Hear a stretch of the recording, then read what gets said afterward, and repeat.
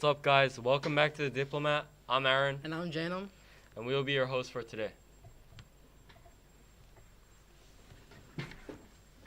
Today, we want to introduce and promote the Kendo Club. Kendo Club is organized by Mr. Gordonio, and to explain what Kendo is, it is a Japanese martial art sport in which you'll use a bamboo stick known as shinai and armor, bogu, to eventually hit each other using different techniques. It is also going to be held during the season, and if you don't have anything to do this spring season, you should consider it as well. Furthermore, we will ask some questions to Coach Mr. Gardonia for some information about Kendo Club. Hi, Mr. Gardonio. Hello, Janem. So,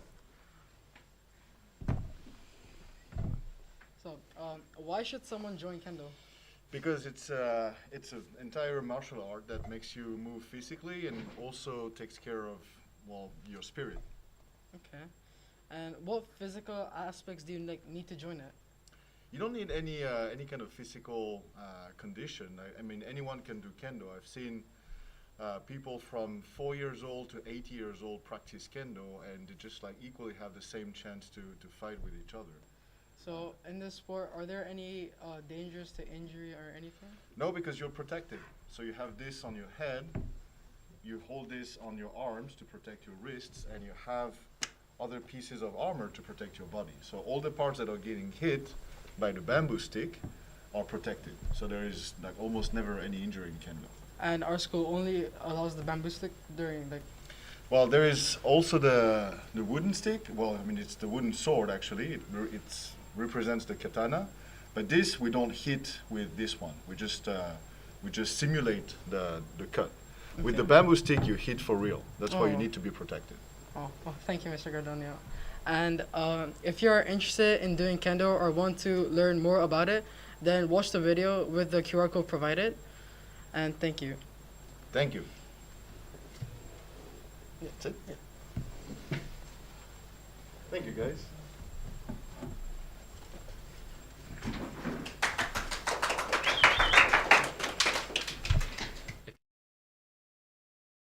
And also want to take part in a fun, exciting dodgeball tournament. The JCS Dodgeball Tournament is a great opportunity for you. Hosted in the gym today, February 21st, the tournament will be held from 3:35 to 4:25 after school.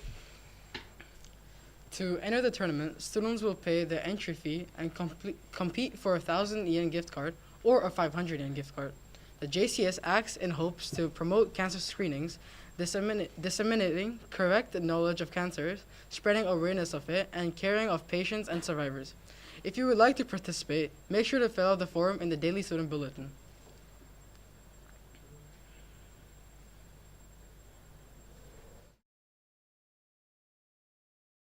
From Bonjun and Junghyun, who interviewed 3 seniors about how they feel about their last semester as high school students and what their plans are after graduating. Now, let's take a look at the video.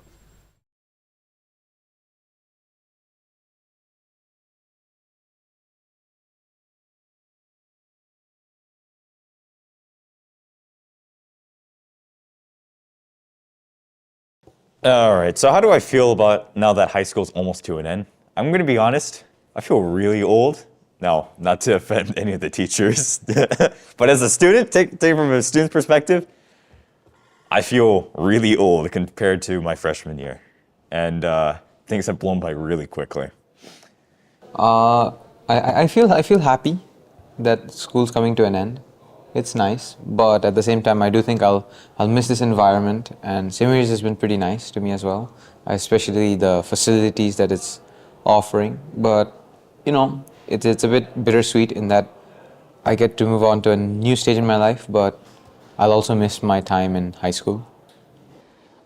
As my time in high school is soon coming to an end, I'm actually very proud of myself, the progress that I've made, starting off as a naive freshman, gaining experience in high school.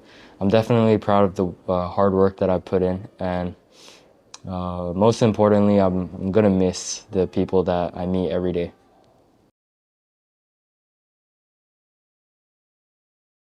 What do I plan on doing after I graduate? Well, I do plan on pursuing some interests that I've had that I just didn't really get to because of time constraints, like guitaring. I want to try that out, but also, go to university and study, design, what I'm interested in. Not necessarily just for the money, but because it makes me happy. I don't really have any plans specifically to do after my graduation. I'll probably just go to university. I might visit the rest of my family back in India. But other than that, I don't really have much. In the long term, maybe, try to get a good job, But yeah, that's about it. My plan after my graduation is to hopefully study in Spain and ideally learn another language so that I can apply that to my future. But I just plan on studying a lot and keep playing tennis. Yeah, that's about it.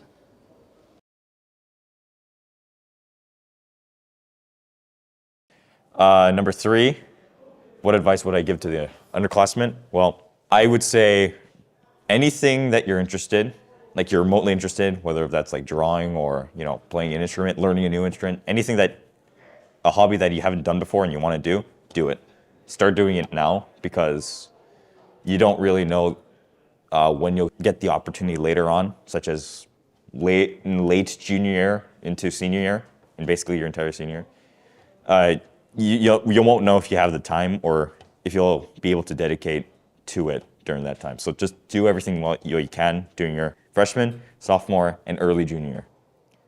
And the third, which is some advice that I have, I think the best piece of advice I can give students is to have a balance of both studying and doing something that they may be finding a little bit relaxing. So potentially that could be sports, because I see a lot of students which do just one thing instead of the other. So some people are too studious and don't dedicate time to themselves. Other students spend too much time on themselves but don't do any studying. So there needs to be a good balance. And I think if you find that balance, you should do fine. I think even when you've got a lot of work, a good stress relief, like perhaps exercising, is always good. So yeah, that's about it. A sage word of advice that I would give to underclassmen is to try to develop good relationships with the classmates around you. As me personally, it is a crazy thought that I will not be seeing the people that I see every day often. And on top of that, I would say just do your best at whatever. Try to become the best version of yourself. Yeah, that's what I would say.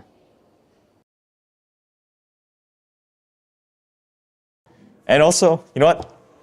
Balance is key. Stay happy. That's all for me. We'll discuss having lunch in the cafeteria and a few things we can keep in mind when we are there. We started to incorporate this system on the 30th of January, where all students have lunch in the cafeteria after the Core 3 and Core 4 classes. However, a few adjustments will be enforced so that we have the best experience of socializing and having our lunches in the cafeteria. Firstly, it is essential that before you leave for the cafeteria, leave your backpack in the lockers just so that everyone will have more space in the cafeteria. However, if you are in jazz band or varsity ensemble, you can bring the necessary items for practice. Furthermore, please stay seated until the dismissal announcement is made at 11:55 a.m. However, if you are in the jazz band or varsity ensemble, you can leave at 11:50 a.m. to be on time for your classes. With these adjustments, we wish you a fun time in the cafeteria.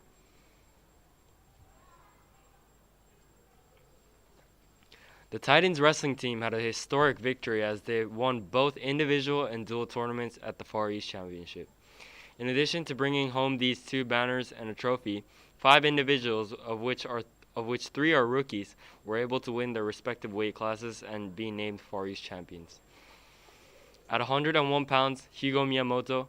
At 115 pounds, Isaac Shane. At 129 pounds, Masaya Toyokawa, 135 pounds, Nathaniel Tuhig, and 168 pounds, Roman Leko. The captain, Isaac Shane, stated that this victory was highly unexpected as every team had hit the reset button after COVID as there was no clear winner. It was predicted that it was going to be a split between Titans, Kinnick, Eisai, and Kubasaki, and yet the Titans came out on top at every competition. Even with half the team being rookies, we just started wrestling 3 months ago, and the Titans were able to beat their rivals. Congratulations to the newly crowned Far East champions, as well as the entire wrestling team for a spectacular season. The Titans headed to Kaneda, a high school in Okinawa, for their final tournament, the prestigious Far East Championship. The Titans have been going to the tournaments since the 60s and had only won in 2001, 2002, and 2009. They entered Okinawa as the clear favorites, with stars and stripes labeling them as the team to beat. This was because of their massive win in the Kanto Classic Tournament, which featured 16 teams from Guam, Korea, Okinawa, mainland Japan. They were against all odds at that tournament, not being on anyone's radar. The Titans began their pool play with convincing win over Zion Christian Academy and Okinawa winning 50-33, and Kubasaki High School from Okinawa 57-34. The second day consisted of one more pool play game, followed by a quarterfinals game. The final pool game was against Humphreys High School from Korea, in which the Titans dominated 52-33. The Titans finished with a number 1 seed, which meant they had to go against the lowest seed from the other group, which was Okinawa Christian International School. They breezed through this game, winning 68-38. With Roy Igwe scoring 27 and Julian Willis scoring 15, the Titans are going through to the semifinals, which meant they will have to face the Humphreys High School again. Despite a close start ending the first quarter 15-20, the Titans breezed through this game 82-43, with Roy Igwe bringing the single game scoring record previously held by Andrew Jones with 44 points, scoring 47 points, advancing them to the finals against the host Kadena High School. In the championship games, the Titans implemented a full court man press for the first time this tournament, surprising Kadena and allowing them to go up big in the first quarter, 24-10. From this, they were very comfortable strolling through to a win, with Roy Igwe scoring 23.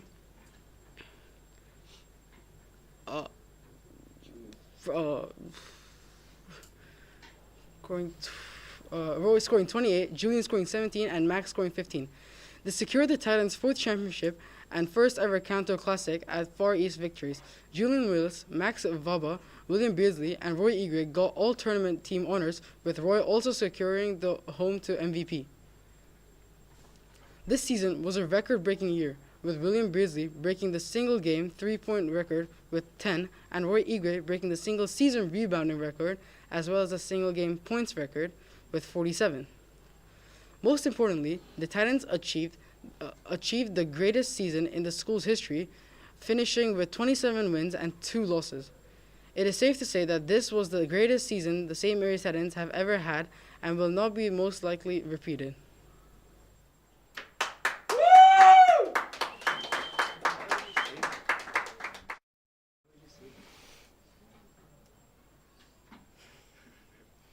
As you all may know, a few weeks ago, Turkey and Syria experienced a catastrophic earthquake. It was one of the most devastating natural disasters, with more than 45,000 people dead. In the light of this, last week, high school history teacher Mr. Day organized a chess fundraiser tournament for students to donate money to the Turkish Red Crescent and aid organization. The competition raised 10,000 yen, which will all go towards supporting the victims and people affected. Again, thank you, Mr. Day, for taking the time to organize this event, and rest in peace to those who lost their lives. Using ChatGPT is a responsible manner means being aware of its capabilities and limitations and using it as a tool to aid in your learning and research, rather than as a substitute for your own efforts. Here are some tips for using ChatGPT in a responsible manner. While ChatGPT is designed to provide accurate information, it is still an AI tool that may not always be correct. It is important to verify any information you receive from ChatGPT with additional sources to ensure its accuracy. Use ChatGPT as a supplement to your own learning. ChatGPT can be a great tool to help you understand complex concepts or find information quickly, but it is important to use it as a supplement to your own learning efforts. It should not only be a replacement. It should not be a replacement for your own research or study. Don't rely on ChatGPT for critical decisions. While ChatGPT can provide helpful information, it is not a substitute for critical thinking and decision making. While making important decisions, it is best to seek advice from multiple sources and consider all the available information. Respect intellectual property. ChatGPT can generate creative writing, but it is important to ensure that any work you generate using ChatGPT is original and not infringing on someone else's intellectual property. Plagiarism is a serious offense and can have consequences. Overall, using ChatGPT in a responsible manner means being mindful of its capabilities and limitations, and using it as a supplement to your own learning efforts. By doing so, you can make the most of this valuable tool while still ensuring that you are engaging with the material in a responsible and ethical manner. For your information, this script was written with the assistance of ChatGPT.